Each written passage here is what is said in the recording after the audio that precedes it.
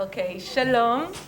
I'm Rivki Dvash, a senior fellow of FPF Israel. I want to welcome all participants, both from abroad and from Israel. I would like to open the discussion on data protection and times of conflict with a personal story. I live in a village of about 700 residents in a rural area that seemed relatively safe.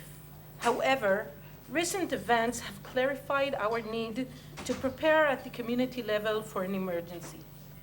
Therefore, I led what we call in Hebrew Tzachi, a town emergency team. When Professor Michael Birenhat asked me to join the initiative to provide first aid in the field of privacy soon after the 7th of October, I explained that I had more pressing things to deal with. Michael understood the priorities, of course, but as we prepared for emergencies, privacy issues arose, including keeping individuals' sensitive data from being spread in our village, and furthermore, checking that applications offered to us don't share data, and even dealing with the cyber attacks and our town's cameras traced back to a hostile source. At the national level, questions regarding privacy have not been put to rest either. These include issues such as using pictures of the abductees and deciding who may give consent, access to biometric and medical information to identify the deceased, and more. These privacy issues, along with the concern to our security and to the security of the state, have been a cause for concern in Israel. For this reason, we have decided to hold a dedicated panel during Cyber Week to discuss the issue of data protection in times of war. I invite Advocate Avital Sompolinsky, the Deputy Attorney General, Constitutional Law, Ministry of Justice, to open the discussion. Thank you very much, Rivki, for the words and for inviting me to speak at the Israeli Cyber Week and opens today's interesting panel. As Rivki mentioned, I am the Deputy of the Attorney General who is in charge of the constitutional law.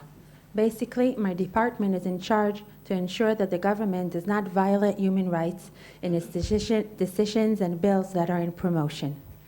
In my department, there are approximately 40 lawyers and interns divided into 6 sub-departments according to different constitutional rights and issues.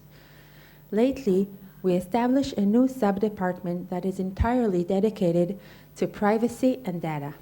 This was done out of recognition of the importance of the field and the growing need to dedicate resources to it.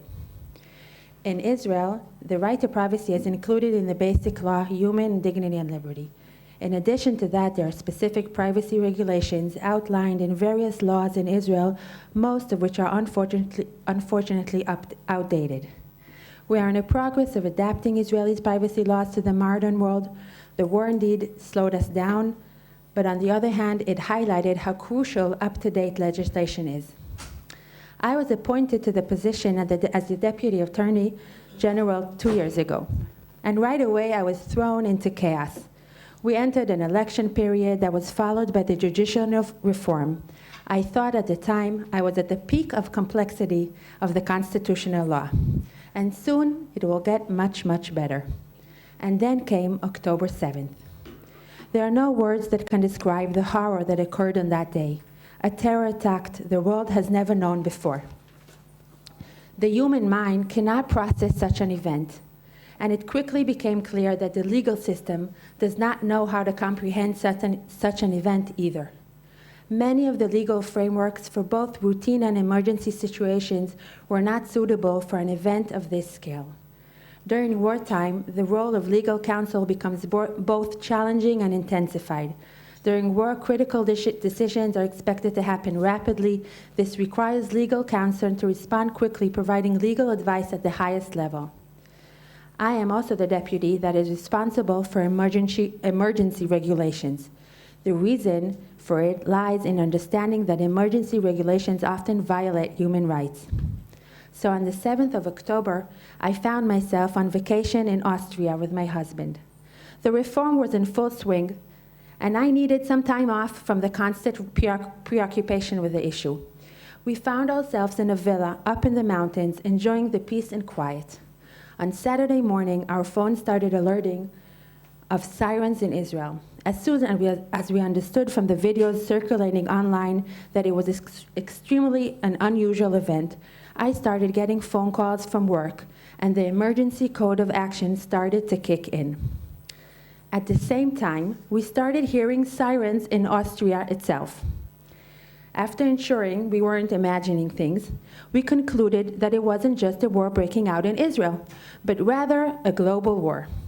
As responsible people as we are, we started searching for a sheltered room in Austria, but with no success.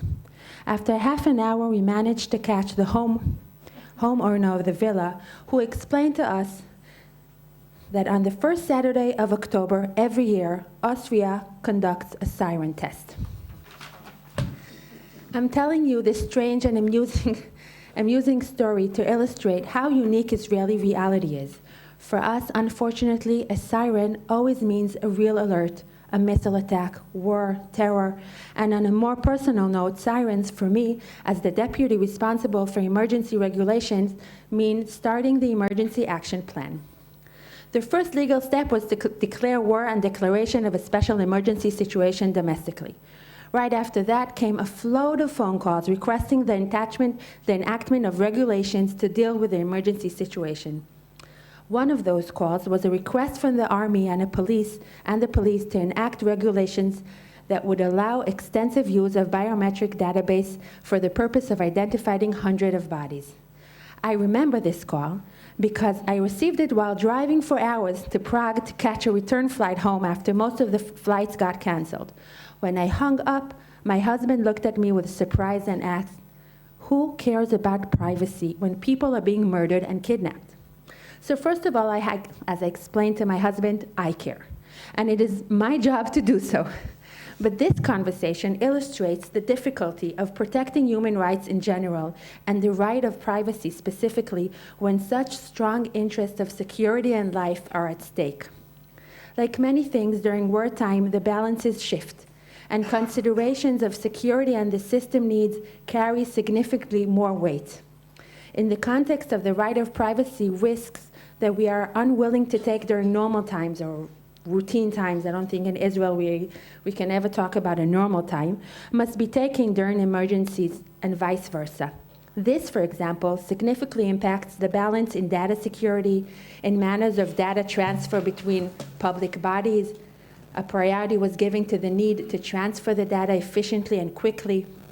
Our main challenge was to ensure that despite the shift in balances, the right to privacy remains a factor that we consider even in the midst of war. From here, I'd like to discuss some of the challenges we encountered regarding privacy during the wartime period, or at least those that do not fall under confidentiality. Truth to be told, and it actually makes me proud to say this, privacy issues privacy issues occupied us quite a bit during the war. Beyond the regulations dealing with biometric database, transfer of data between public bodies, and the challenges of cybersecurity and data security, I want to address two issues that concerned the deceased's rights to privacy. According to Israeli law, it's forbidden to publish a person's photo without their consent, and there's an absolute prohibition on publishing nude photos of minors. The terror event of October 7th is one of the most documented terror incidents in history, due to the home cameras that captured the horrors inside the houses, the cameras of the captured terrorists, the videos published by Hamas, and the video that Israelis managed to capture during the event. The privacy of the deceased and the victims was violated through all this. Despite all this, there was a clear strategic understanding that these images cannot be censored. We had to explain to the world what we went through, what the Hamas terrorists did, and how far human evil can go, and why the war in Gaza is justified as a fight for existence. On the other hand, during the war, trying to locate each of the photographed individuals and seeking their or their family's consent was not very realistic. For this purpose, the Army prepared a 47-minute video that compiled very harsh images of viewing, for viewing, which we allowed to distribute in a limited manner. only to groups defined as having significance in watching the video: ambassadors, members of parliament in Israel and outside, opinion influencers, and more. The screening was closed, and in a way that it's impossible to continue and distribute the video, and you can watch the video only with a personal code and after signing an NDA. Beyond privacy, this was intended to ensure the interest of public health. Believe me, I watched the video. It's hard to recover from those sites. Recently, a claim has been raised that enabling wider access to the video in Israel violates the public's rights to know. We are exploring this issue these days. This is a good example of how the issue has received different perspectives throughout the war. Initially, military interests were very strong, and obtaining consent was less feasible. Today, the balance had shifted, and the right for privacy has a more respectable weight. During the war, the issue of the deceased's privacy became highly complex, involving legal aspects of privacy, property rights, and inheritance law. At the outset of the conflict, we received inquiries from a large company on behalf of families wishing to access the phone of their loved ones who perished in October 7th, and they didn't have the entering code to the phone. The company sought clarity on their legal obligations. This promoted us to dive deeper into the aspect of the privacy of the dead, which is not clearly defined in Israeli law. Legislation provides no clear answer on the matter. The Derby ruling of the Supreme Court dealt with heirs' right to access the deceased's account details, affirming that heirs step into the deceased's shoes. However, it focused on information directly related to tangible property that could be passed on. With the rise of digital memories, questions arose whether digital artifacts such as messages, photos, and files stored on a mobile device or phone are a part of what a person passes on to his family. Is it reasonable to assume that someone would want their family members to have free access to their emails, photos, or saved files? I actually asked in my family, and I really got different answers from each one of my kids to the same question. Is there a justification to make a difference between the old physical world, where families decide whether to open a physical diary found or review photos kept in a drawer, and digital contact that may include diverse items like Tinder messages or private chats? Following wartime events, a private bill proposal was put forth to address the grieving families' request for access to their loved ones' digital memories.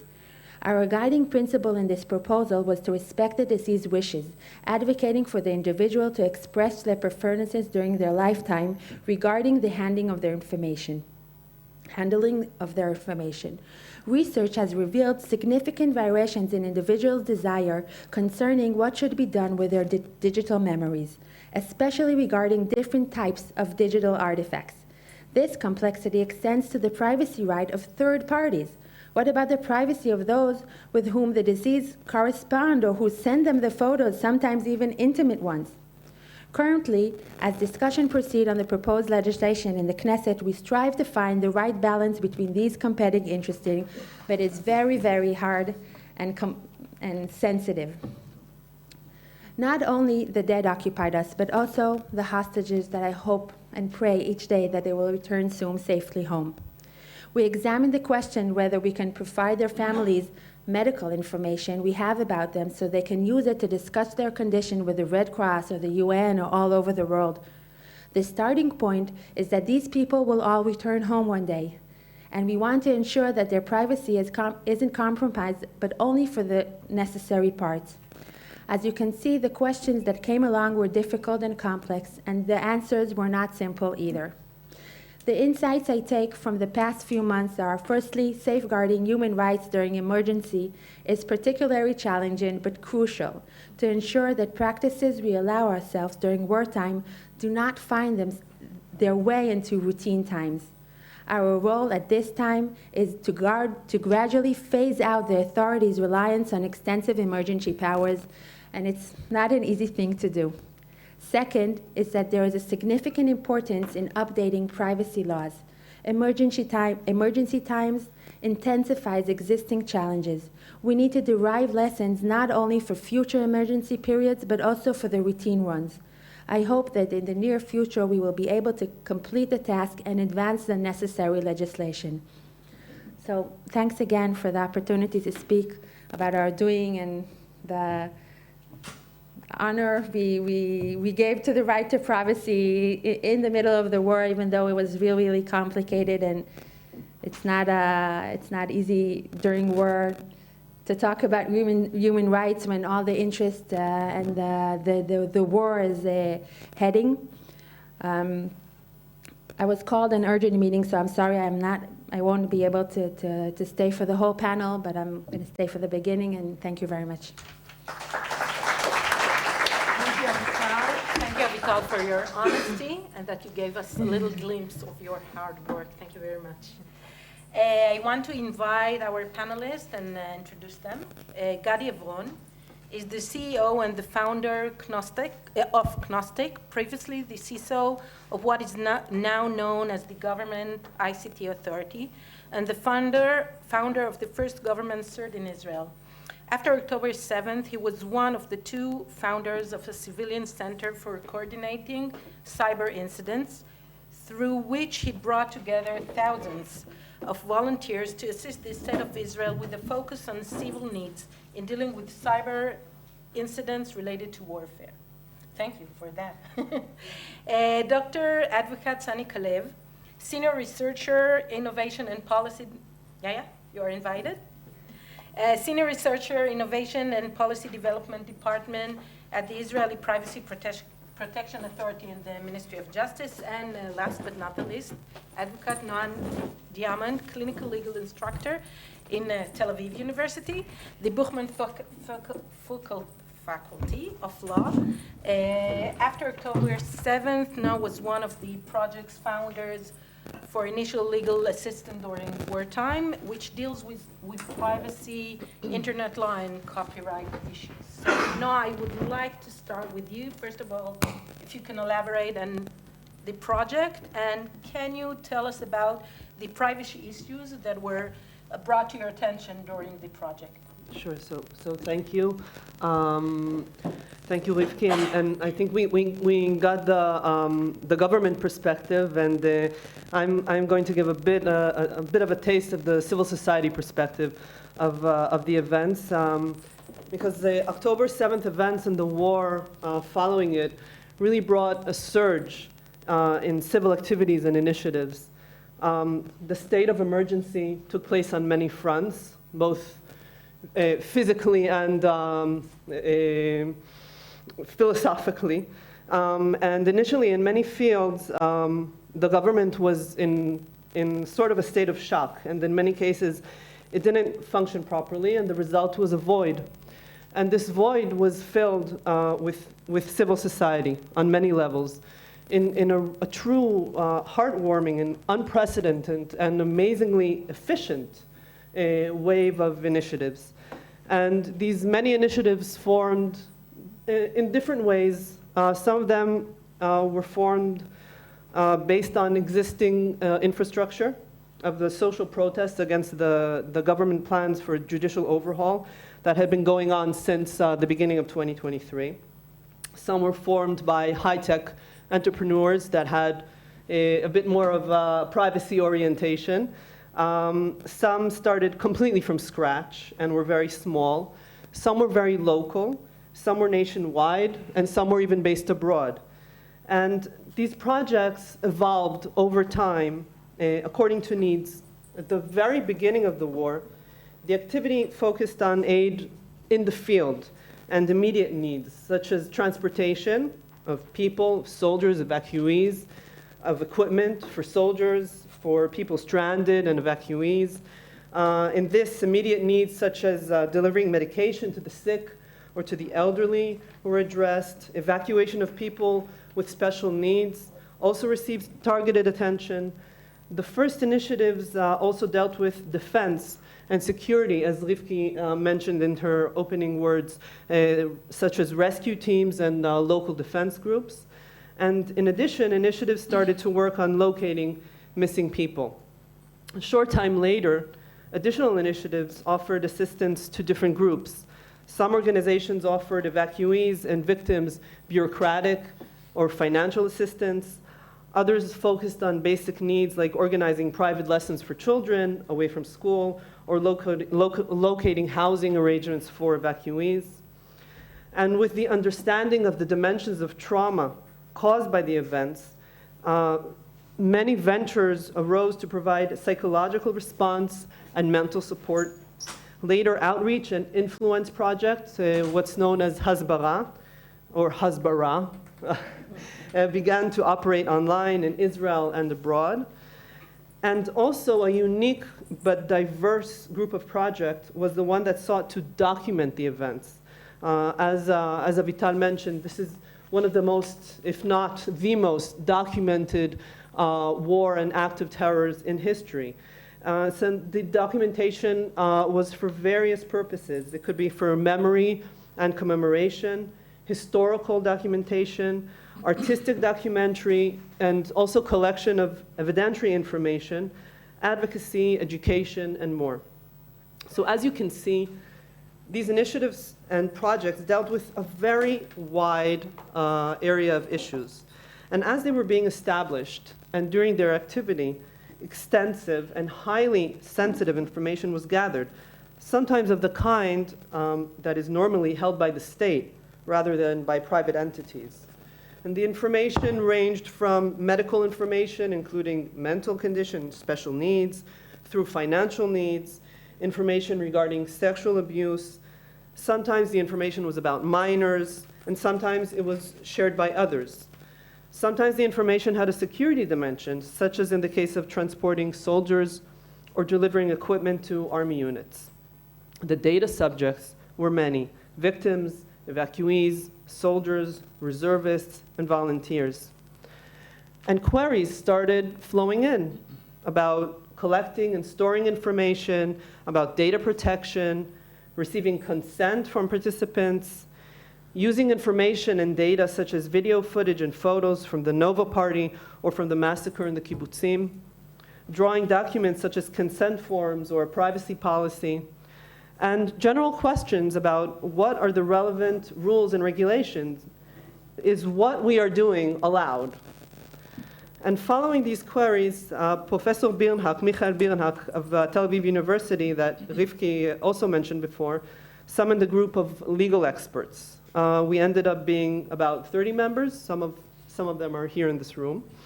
And we aim to provide preliminary counseling to NGOs and private initiatives, focusing on privacy law, copyright law, and internet law. We called it Legal First Aid During Wartime, and within days, with the pro bono help of Wix, we built a website for our project with information and contact forms.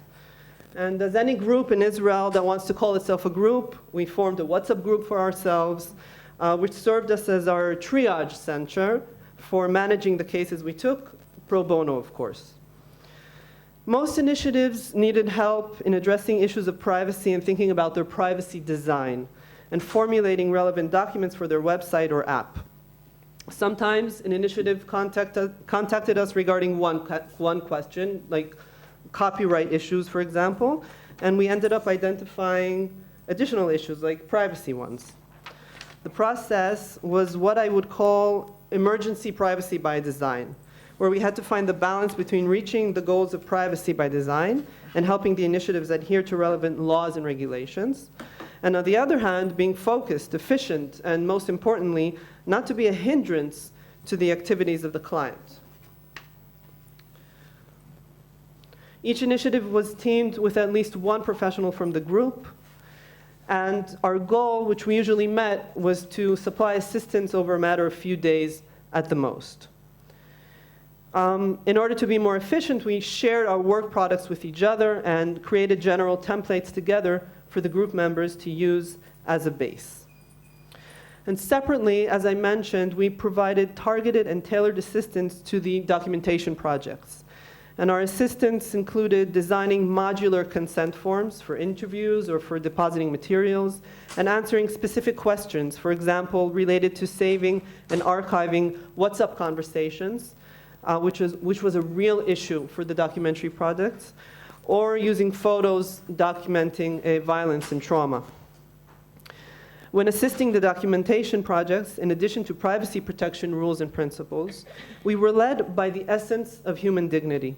Privacy protection was presented not as a goal in itself, but also as a means to restore humanity and autonomy that was revoked from so many people on that dark day. All in all, we assisted some 55 initiatives. As activity dwindled and moved to the hands of the state, our pace also reduced. We are now in the process of transferring the project to the responsibility of the Israeli Internet Association. But our assistance to the documentary projects is ongoing and dynamic as they are dynamic. Their questions and dilemma change over time, which affects the legal aspects as well. And to sum up, on a personal note, I think there's great value to being active in such dark times and feeling that you can get up and do something. And there's also incredible value in assisting such wide impact initiatives, which it creates a real ripple effect.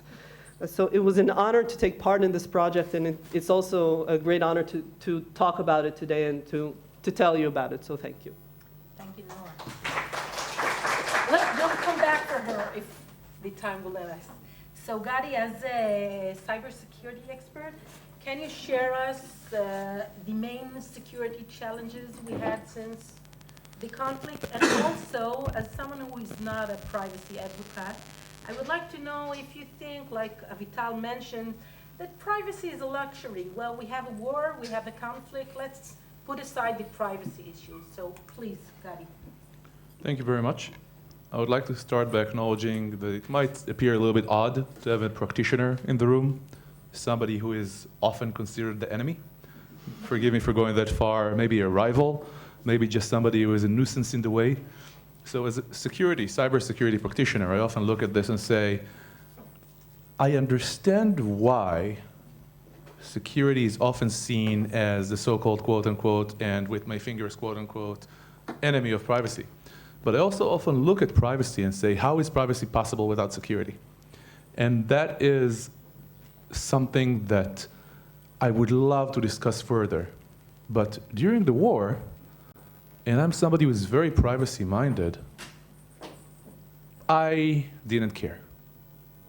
That was the bottom line. We had to do things immediately, and lacking any viable approach to do this in an orderly fashion, we scrambled, as was discussed in depth here. So I don't need to necessarily say how many initiatives were started by how many people and which ones I was involved with, or you were involved with, or you were involved with. Everybody just got up and started doing something, and the people who were resting from the terror attack mentally got up and did something 2 weeks later. But there are a few examples I would love maybe is the wrong word to highlight. And the first one is essentially, starting simple, all these ground roots movements, all these hamalim, all these emergency rooms of civilians coming together and getting shit done, forgive my language, posed many, many issues. I'll present two. Number one, Google Docs. We held so many documents in the hands of people we don't know, and I'm saying we and we don't know at the same time, that held PII and confidential, even security information, and nobody could do anything about it. Troop movements, ID numbers. Telephone numbers, pictures of victims.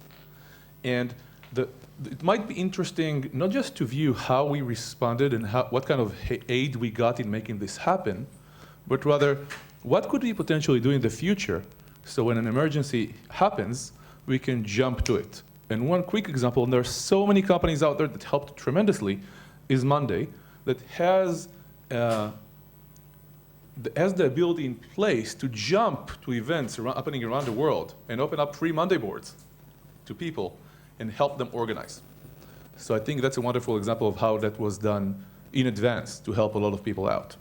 Continuing on my list of these hamalim, I would like to address the very need for them to exist. And in fact, having WhatsApp as our organizing infrastructure with hundreds and hundreds and hundreds of groups out there, how do we know who is who? How do we identify anybody? How do we get the information to be able to trust somebody I'm about to meet to pass over some milk and bread, where, as we know, one of the most wonderful things that ever happened in Israel was trampim, meaning just hitching a ride. That's one of the last things that the society did together, and that disappeared because of kidnappings. Now we have tens of thousands of people every day rushing around, transferring food, equipment, meeting people, and the way they identify each other is, hey, what's up? Or here is my ID, and I will show it to you on the other side as well. Let's get on a video call, if they thought about the need to do it. So how do we go about that?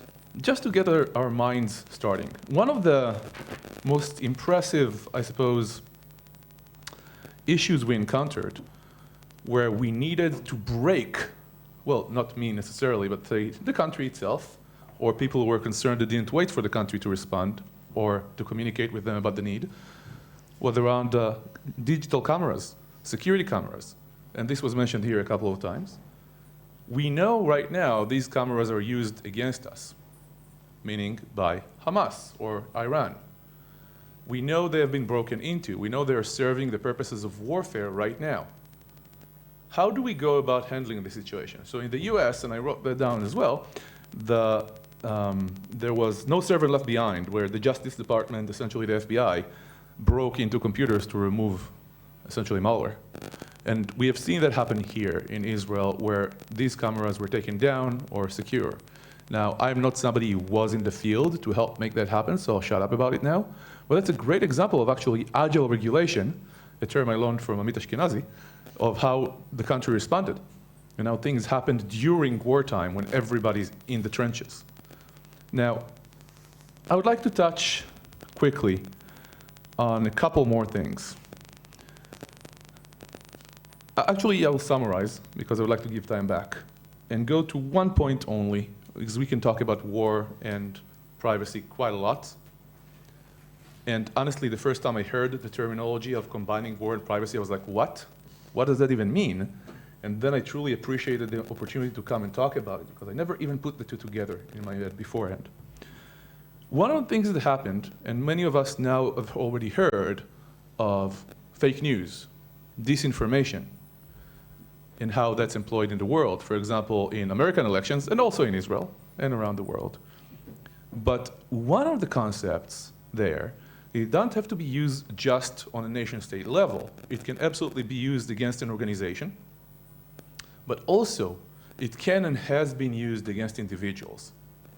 Specifically, and this is not well known, while we have seen some psychological warfare, such as sending SMS text messages to people or their families, trying to threaten them to a limited degree, there was a whole other operation led by 4 groups we know of, one of them is Iran, to, and I'm using this carefully, psychologically destroy activists.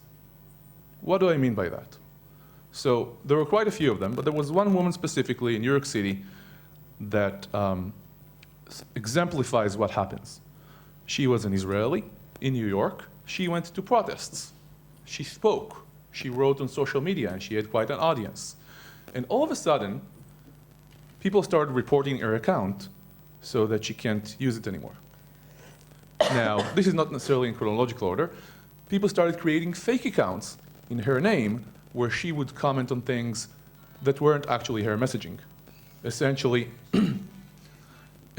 creating messages that were counter to their entire movement. Then messages would start appearing on her friends' accounts saying, do you know what your friend has done? Because videos and news articles started appearing about how she went to a pro-Palestinian protest and hit a protester. Then her phone number and address were posted on a pornography website. And we had to evacuate her from her home. She was psychologically, I don't want to speak to her mental state because she's very strong, but she and others were psychologically attacked to be destroyed. Their capabilities of being activists was being destroyed, and their privacy was beyond violated, and we had nearly no way to help them. This is, for me, the most important message today, because this is what I call the drone moment. There is a lot we can learn from Ukraine, including how drones were used in warfare over there and how we didn't necessarily learn that here in Israel and what happened right now. So if somebody wants to learn one thing from what happened in Israel and how to choose that one thing, our drone moment is people, activists, are going to be personally attacked, both psychologically and in their ability to perform whatever it is they want to do online. It's not very famous yet, and it's something I think we should definitely pay attention to. Thank you very much for the opportunity to speak here today. Thank you very much, Gadi. Well, Sunny, I'm curious, how do you analyze privacy challenges at war times, and do you think we can give up privacy, or it's just handling differently the balances? Okay. So first of all, I'm happy to be here, and thank you for the invitation, and hello everybody. Such an important panel, important day. Well, I have maybe the pleasure to connect the dots. I think we heard here several contexts, starting with Avital speech was interesting and also moving, I think. Does privacy matter, especially in wartime, right? You said, Gadi, and that's a great question. And I think that we heard now several contexts or aspects which highlight why privacy is important, even in wartime. And we talked about the privacy of the victims, and we talked about the videos and the photos and the balance that Avital talked about. And even went to the privacy of the deceased, right? Family members who want to enter the devices, the social media accounts of their loved ones who passed away. And that's a question, and that's such a sensitive issue. And now we have a bill proposed, or a private bill, that maybe said to the platforms, you have to give an option. Okay, give an option to people to choose if they want someone to control their account after you're gone. So that's one aspect.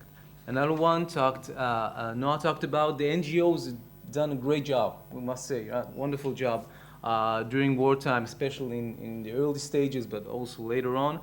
And again, Noah talked about it, and I won't add. I have nothing to add. But the idea is that they use personal data, right? And that means that very sensitive data is now in the hands of those NGOs, of those private companies, private initiatives. We don't know. So that's a privacy issue, right? I mean, okay, they've done a great job. What we're doing now with the data, how do we hold it? How do we guard it? That's another question, and that's another context. We talked about cybersecurity, right? And again, that's privacy, because if you talk about cyberspace is the new battlefield, and you can do so much if you, again, enter and write. You talked about social media accounts, but behind that it's personal data, and we understand that if you have a data breach, then you violate your, I don't know, moral, maybe your security, the international security, if you get what I mean, if we understand that our privacy is not well protected. So that's another sphere or another context. And another thing we didn't talk about enough, maybe it's surveillance, because we talk about private, we talk about NGOs, we talk about cybersecurity, we talk about photos, and in wartime, many times, we see an escalation in using surveillance methods and measures. And I will go not to the war, to the conflict, but let's talk about the corona, COVID-19. We forgot about it, right? But it was a big thing. It was an emergency time. And Israel used the surveillance tools of the Shin Bet, surveillance tools, contact tracing, and violated privacy in many ways. So we understand that it's such a different aspect, but the line that connects them all is privacy. Is managing data, and okay, so that's why privacy matters, by the way, because in so many aspects it protects us, and if we don't protect it, it will be a big problem, I think, and we see it in different contexts. Now, in wartime, we don't have time maybe to get consent, to obtain consent.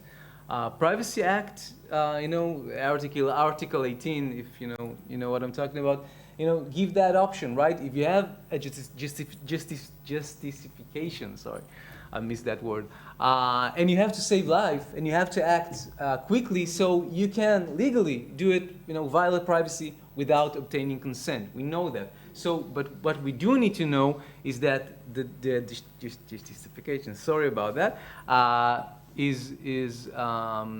circumstances do apply there. And so that's one thing. We know it's a pressure of time. We know we have uncertainty. What's going to happen? We have situational fear, right? We've seen that. So we understand that. We guess that a lot of data will be collected. During wartime, maybe data that doesn't need to be collected.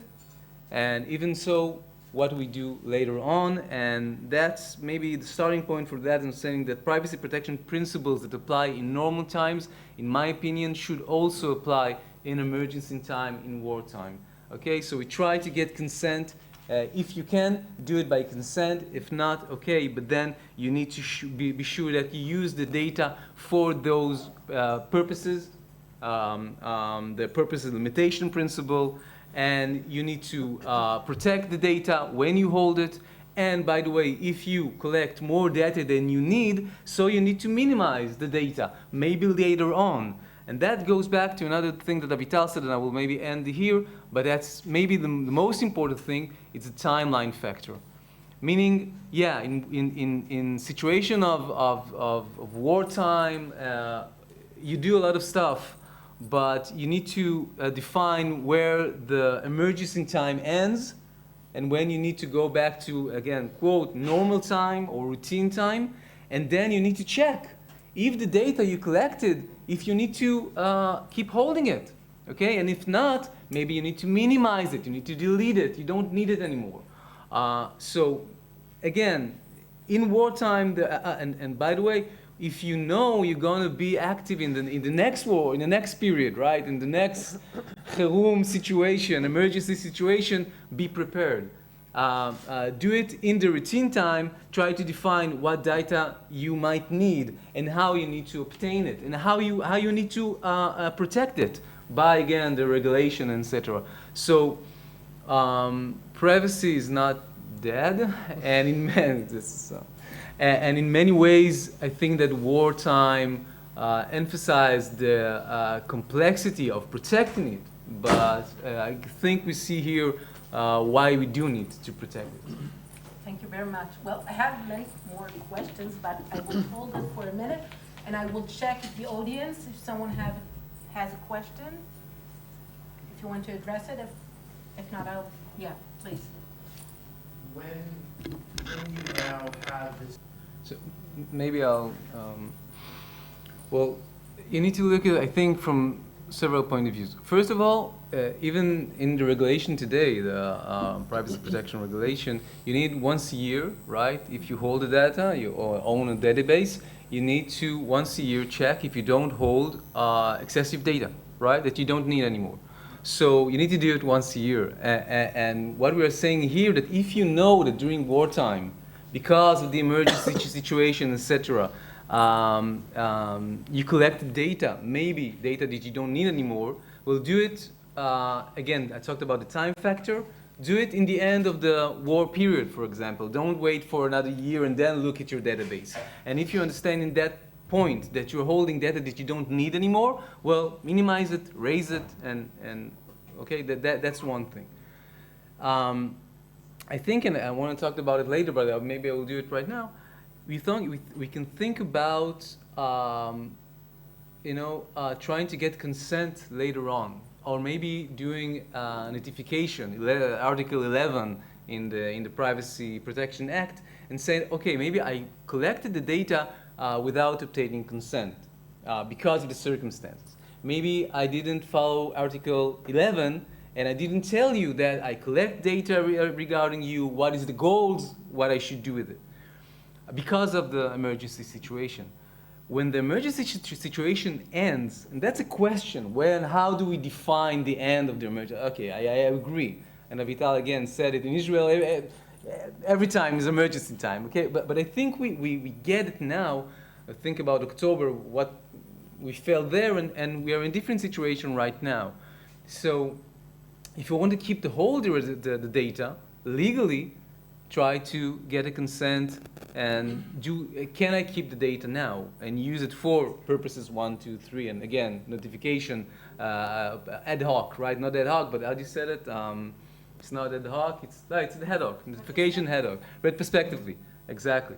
So this is a way to, again, doing the balance, doing the if you know that you have a problem when you obtain the information, that's the way maybe you can fix it later on. And regarding privacy, data protection, again, you should protect the data and do what you're doing all the time to minimize the ability to data data breaches and etc. So it's not, I think, something special over there. And if you, okay. Thank you. Yes, please. I don't know anything about that. So that's I will end it here. I don't know. It's a good question, but I don't know. I don't think so. But if you allow me, I have no idea. I think I can summarize it that way because in the first 2 weeks, I don't think anybody cared, and if they did, nobody would listen to them. But to connect that with the previous question, building infrastructure for the future of emergencies is important. So I mentioned, for example, what Monday did, and I'm not saying that everybody would move from WhatsApp to a government system, right, to talk in case one existed, because I wouldn't. But as an example, when we were looking to find a way to identify volunteers who meet each other, we had to create know your customer systems and how far can we go. We talked to Amit about building licensing and copyright and all the stuff that you guys later created an organization around, just to make sure we're trying to follow the law as things are burning all around us. But one system the government currently has that would have saved us a lot of trouble and in the future everybody can just flock to, as well as map out a lot of these databases that now exist, is the government identification system when you log into government websites. If we had a way to connect to that system for all of these initiatives, most of the initiatives would just have used that system. And we would have had a map of all these details already prepared, or many of them anyway. Thank you. More questions? Argue that if the government had any systems, we wouldn't need the systems. That's a political matter. And also, you're talking about an identification system, but that's what it is. And the databases that were created included I'm not much throwing more. stones. I'm not throwing stones. I'm not talking about the databases themselves. I'm saying in preparation for when, unfortunately, this will happen again, not necessarily this specifically, but the next emergency COVID-19 will happen, me and the probably 120 different initiatives that I organized, if we had that identification system, we would have logged in through that for every single one of our initiatives because we had to spend a month to develop, and you would have at least known, okay, these 120 people collected data, so we can go after them. So it's more of a comment for the future, but I see your point completely. Thank you very much. We have a very short time, but now I would like to come back to you and to ask you, well, I know how many of you know, but following the events of October 7th, there was much talk about the Israeli government dysfunction. And I would like to hear from you, what impact this government dysfunction have on privacy during an emergency. So some of the things have been floating around the room. I think I'll try to frame this from a perspective of what I'll call the information contract, which you could say derives from the well-known concept of the social contract. And I'll explain very shortly what I mean.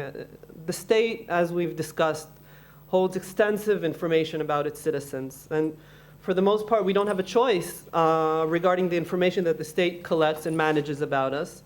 And in many cases, this information is in the hands of the state anyway. And I'm talking about a lot of information, not only identifying us, okay?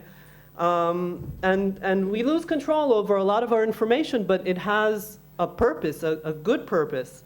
The information that the state collects and stores and manages and processes is all enabled to, in the purpose of enabling the state to function, to fill its part in the state's contract with us, to to provide us services according to various characteristics, to communicate with us, to collect taxes, to map out various needs and identify risks.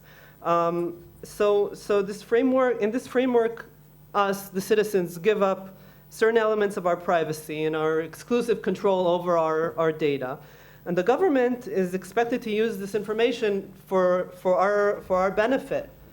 And as we've discussed, many of the initiatives following October 7th replaced many services that the state is usually expected to provide. And for this, the initiatives needed a lot of information, a lot of data about the people that they helped. And because they're private initiatives, they didn't have this data. So applicants, in order to receive assistance, had to fill out forms and provide contact information and join mailing lists or message groups and answer questions and send documents. Sometimes the information was very, very sensitive.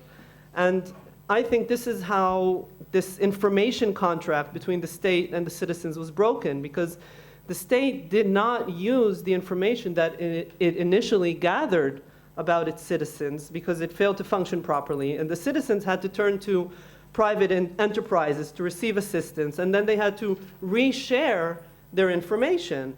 So this means duplication in the collection and storage of information. So we had parallel databases, right? Both the state had its databases, which has the information anyway, and by each of these initiatives. And by the way, because there were so many initiatives and private initiatives, sometimes people had to give their information to various initiatives for the specific little thing that each initiative did. And so the price is both in the additional exposure, okay, the additional loss of control over the information, and also in the scattering of information to additional parties beyond the state that already has the information in its hands. And I think this intensifies the question of the state's responsibility when we're talking about privacy and data towards people's data, and it exemplifies how problematic it can be when this information contract is broken. And this, I think, is a lesson to be learned among many, many others following October 7th events. Thank you very much. Sani, Gadi talked about identification system. In your approach, do you see something that the state or the citizens can do better next time? That we'll have next time. Hopefully not. To be more, hopefully not. Yeah. But do you have any recommendation that we can be more prepared? Well, again. First of all, as Noah said, I think that now the situation was, now we have many, again, parties who hold data, maybe, again, because of what happened. But again, as I see it now, and as I think the legal obligation is to minimize data, and it's something that needs to be done. And regarding, again, I said it before, you need to, I think that the state, of course, but also NGOs and many and Achim L'Neshek and other NGOs that is relevant to a situation like that. Yeah, and it needs to I don't know again what Gadi said, but you need to define for yourself what is your what do you think you're going to do in the next situation? Try to define again what data you will need and how to collect it, and maybe even more important, how to store it, how to protect it. So I think that it's something that we recommend. I know that the state authorities are doing that, and hopefully also private initiatives will do it also. Gadi, do you think we will be more prepared next time? I think that the bottom line is we always learn, we always move forward, and we always forget. It's a cycle. And I accept it. I've been in cybersecurity my whole life, which means I've been in people handling, cat herding my whole life. And I think it comes down to three things. Number one is civilians will step forward, period. Whether the government likes it or not. In some cases, the government does not do its job very well, and civilians step forward. That's the Israeli way, I suppose. looking at people running toward the emergency when they should be running away. And that's wonderful and gave me a lot of hope, honestly. The second thing is, if they step forward, can we make sure they do it in a way that's less harmful? Because it's not just NGOs. I can tell you that there are about 120 initiatives that I ran. We assisted 300 NGOs probably, but none of them were the initiatives, although there were definitely NGOs out there. So Google Docs now holds more information about Israeli citizens than probably the government, and I don't know what to do about that. But third, there is a classic buzzword that is often used, which is called public-private partnerships. And I think PPPs truly are the way forward. Agile regulation is the way forward. We will learn, we will do better. In security, we often speak, we talk about FUD, fear, uncertainty, and doubt. People listen to us talk and then they start crying, oh my God, the sun is not gonna rise tomorrow, what are we gonna do? And the sun will rise tomorrow and the internet will still be here. And we just need to make sure to learn a little bit for next time. So for me, public-private partnerships that engage the actual stakeholders, the people who will use or collect this information, including security practitioners, and then agile regulation that takes into account that you need to learn as you go and maybe not take the whole step of the full regulation until the end before things happen. That would be my takeaway, and I'll say one more sentence. I want to thank you and this wonderful organization and everybody on the panel for coming here and talking about this. Because again, for me, I didn't even think about this combination of words, war and privacy. And privacy does matter to all of us. We just need to make sure that we do something that actually is effective. Thank you very much, Gadi. And we need to conclude, so I would like to thank you all, Avital, Gadi, Noah, and Sani, for sharing your experience and thoughts and insights. And a special thanks, I have to say, to our top organization, the FPF, and their chairman, Jules Sompolinsky, who is sitting here, who did not give up on holding an event and bringing a delegation that are sitting there to Israel, even in those stormy days, and we are really appreciated. I would like to express my gratitude to Michal as well, who's sitting there, who took care of all the logistic aspects of holding the event with the help of the dedicated staff from USA, Alex, Amanda, and Loren, and I'm sorry if I forgot someone. And unfortunately, Omer Tene, that assisted us as well, could not attend. So thank you all who came to hear from near and afar.